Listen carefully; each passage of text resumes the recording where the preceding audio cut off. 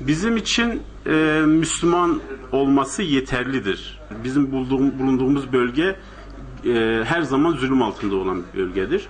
Bu bölgenin üzerinden inşallah bu çabalarımızla bu şeyi kaldıracağız. Bazı işte Rojava'da oluşan bazı olaylardan dolayı niye işte Kürtler için bu tepki göstermediniz de şimdi işte Mısır için gösteriyorsunuz bunu dediler. Evladımın böyle bir olaya bu semtte öncülük yaptığından dolayı ben kendisine ve onu yetiştiren ailesine teşekkür ediyorum. Tabi ailesi biz, aynı zamanda annesi, aynı zamanda yaşadığı ortam ve bulunduğu bu çevre onu buna itti.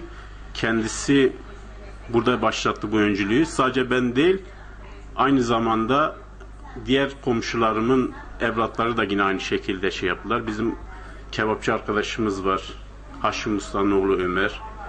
Temsan'da çalışan arkadaşlarımız var, onun oğlu Emre. Onların hepsi bu şeye katkıda bulundular.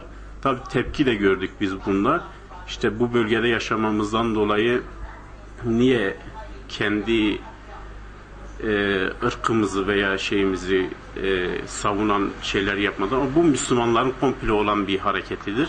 Tüm Müslüman aleminin yaşanan bu zulümler karşısında sessiz kalmaması gerekir. Tüm dünya sessiz kalıyor ama Müslümanların en azından insanlık namına, İslamiyet adına bu konularda sessiz kalmaması gerekir.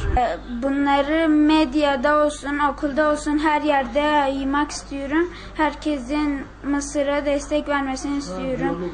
Sadece Mısır değil, mümin kardeşlerimizin zulüm gördüğü her yerde yanlarında olmamız gerek. Mısır'daki insanlara çok üzüldüğüm için yaptım. Mümin kardeşlerimizin orada ölmesine üzüldüğüm için bu fotoğrafı astım buraya. Müslümanların birlik olmasını istiyorum. Birlik olup herkese yenebileceklerini göstermelerini istiyorum Müslümanlara.